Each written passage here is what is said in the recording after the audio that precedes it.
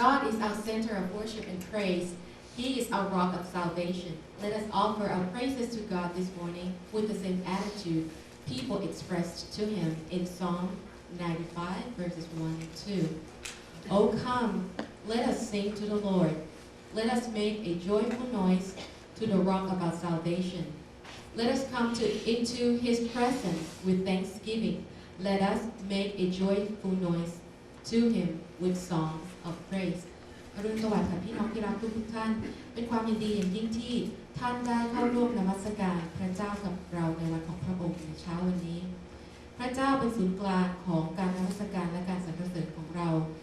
พระองค์ทรงเป็นศิลาแห่งความรอดของเราขอให้เราสรรเสริญพระเจ้าด้วยท่าทีแบบเดียวกันกับผู้นมัสการในสดุดี 95 ข้อที่ 1 และ 2 แสดงต่อพระเจ้ามาเถิดให้เราร้องเพลงรื่นเริงถวายแด่องค์พระผู้เป็นเจ้าให้เราโห่ร้องแด่พระศิลาแห่งความรอดของเรา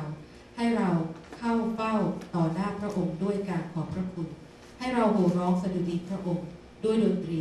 และบทเพลง